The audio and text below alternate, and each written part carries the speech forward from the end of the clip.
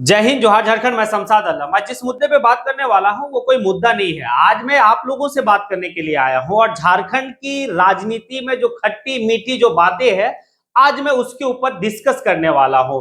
आज ये भी देखेंगे कि किस तरह से जो है कि झारखंड की राजनीति में क्या परिस्थिति रही, क्या उथल पुथल रही, किस तरह से जो है कि एक पार्टी का उदय होता है, वहां पर जो है कि वो एक अच्छा खासा वोट लाता है, लोकसभा में उसकी क्या परिस्थिति होती है, ये सारी बात करेंगे। और ये भी देखेंगे इस 2024 में उस समय के तत्कालीन मुख्यमंत्री कैसे जेल जाते हैं, फिर जो है कि कैसे उनकी पत्नी कमान संभालती है और झारखंड 2024 में एक महिला का उदय होता है राजनीति में और वो महिला एक फायर ब्रिगेड का तरह काम करती है। आज इसके ऊपर भी बात करेंगे और ये भी देखेंगे कि किस तरह से जेएमएम के एक कद्दावर नेता जेएमएम को छोड़कर बीजेपी का दामन थामा और किस तरह से टाइगर जयराम महतो जो है कि अपनी बात से जो है कि पूरे झारखंड को अपनी ओर खींचा, ये भी आज सारी बात करेंगे। तो चलिए विस्तार रूप से बात करते हैं कि झारखंड के मुख्यमंत्री 2024 में, तत्कालीन मुख्यमंत्री 2024 में मुख्यमंत्री रहते हुए जेल गए। अब समझिए कथित तौर पर जो है कि उनके ऊपर एक मामला चला और वो था जमीन का घोटाले का मामला और उसके बाद वो जेल जाते हैं। जेल जाने के बाद उनकी पत्नी कमान को संभालती है, यानी कि हाउस में नहीं, हाउस से बाहर वो कमान संभालती है।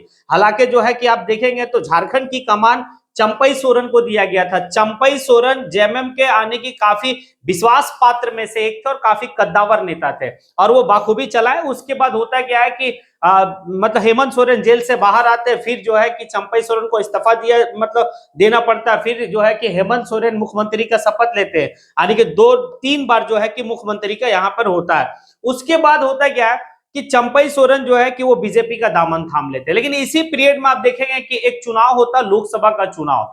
लोकसभा का चुनाव में किस तरह से जो है कि सारी जो जितने भी एनडीए और मतलब एनडीए और इंडिया का जो भी बात होती है, लेकिन जो सबसे ज्यादा चर्चा का विषय रहा उस लोकसभा का चुनाव में वो रहा जेएलकेएम के आने के supremo Tiger Jairam Mahto. Tiger Jairam Mahto निर्दलीय चुनाव लड़ रहे थे उस समय। उनको मतलब उनकी जो पार्टी थी जेएलकेएम, उनको जो है कि रजिस्टर्ड नहीं हुआ था, उसके बावजूद भी 3.5 लाख वोट लाया और उनके साथ में और भी जो लोग लड़े उनको भी 1-1.5 लाख वोट मिला, यानी कि अच्छा खासा वोट जो है कि उनको मिला, यानी कि 8-8.5 लाख वोट मिला। ये एक चर्चा का विषय था। उसके बाद होता क्या है कि कितना बेहतर तरीके से कल्पना मुर्मू सोरेन जो है कि कमान को संभालती है और पूरे झारखंड में जो है कि एक लोकप्रिय आने की नेत्री बनती है और अपने आप को साबित की कि कैसे जो है कि झारखंड में राजनीति किया जाता है। और अपने पति को यानी कि विधानसभा का चुनाव में 2024 में फिर विधानसभा का चुनाव होता है। इस विधानसभा का चुनाव में जो है कि एक प्रचंड बहुमत मिलता है जेएमएम को, यानी कि इंडिया गठबंधन को। और इसमें जो क्रेडिट जाता है वो कहीं ना कहीं जो है कि कुछ परसेंट क्रेडिट तो है कल्पना मुर्मू सोरेन को जाता ही है। कल्पना मुर्मू सोरेन जितना बेहतर तरीके से कैंपेन की, अपना जो है जहां से वो लड़ रही थी गांडे से वहां ज्यादा फोकस ना करके और भी उनके जितने भी जो है कि मतलब उम्मीदवार थे उनके जगह पर जाके सभा करना, उस सभा में जो है कि लाखों की तादाद में लोग जो है कि भीड़ जो है कि आ रहा था और सुन रहा था कल्पना मुर्मू सोरेन को और एक बेहतर जो है कि वो नेत्री साबित हुई इस 2024 में। तो 2024 में एक ये बहुत मतलब बेहतर कह सकते हैं कि जेएमएम के लिए रहा कि कल्पना मुर्मू सोरेन जैसा एक लेडी नेत्री जो है कि सामने आई। लेकिन यहां पर जो है कि एक चर्चा जो काफी महत्वपूर्ण, जो काफी जो आइकॉन बन के रहा, पूरा नेशनल मीडिया जिसको कवर किया, वो टाइगर जयराम महतो को। टाइगर जयराम महतो लोकसभा का चुनाव में बहुत बेहतर किए लेकिन सीट नहीं निकाले। यहां पर यह देखा गया कि जब विधानसभा का चुनाव हुआ तो उनके काफी ऐसे मतलब कैंडिडेट थे जो अच्छा खासा वोट लाए।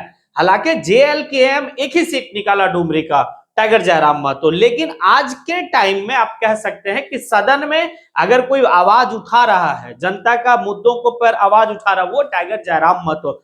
जयराम महतो कितना बेहतर तरीके से किस मुद्दा को सदन में उठा रहे। उसके बाद जो है कि जयराम महतो जिस तरह से जो है कि जनता के लिए सदन में भी लड़ रहे, रोड पे भी लड़ रहे, सदन में जो है कि उनका जिस तरह से मुद्दा उठाना हुआ, ये अपने आप में जो है कि काफी एक तारीफे काबिल रहा। इस बीच में जो है कि काफी विवाद में भी वो रहे, काफी जो है कि सुर्खियां भी बटोरे, काफी उनकी जो है कि जिस समय मुख्यमंत्री का शपथ हो रहा था उस समय भी वो सुर्खियां बटोरे।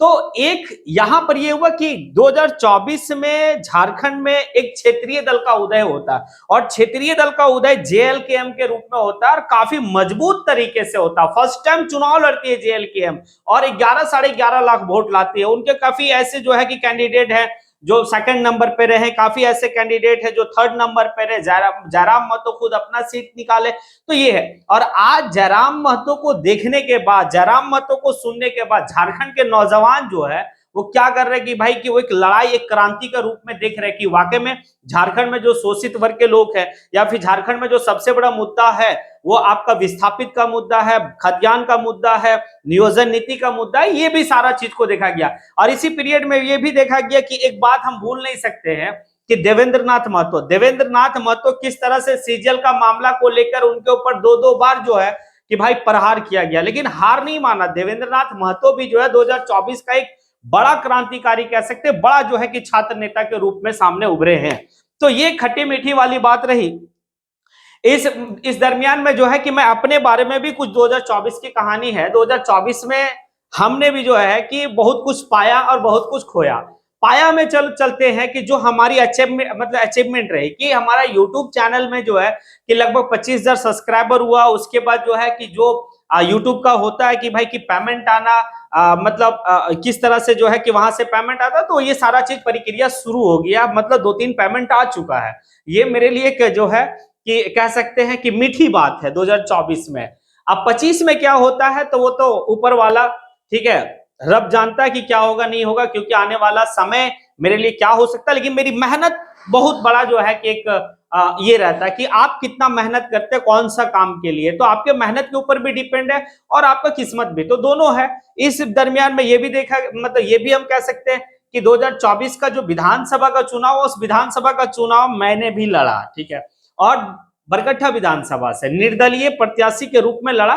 तो कहीं ना कहीं जो है कि ये मेरे लिए भी एक जो है कि प्लस पॉइंट रहा, सीखने को मिला। बहुत ज्यादा वोट तो नहीं आया, 2342 वोट आया है, ठीक है, लेकिन क्या है ना, सीखने को मिला कि बहुत कुछ सीखे कि कैसे विधानसभा का चुनाव लड़ा जाता है, कैसे जो है कैंपेन होता है, कैसे क्या होता है, ये सारी बात रही।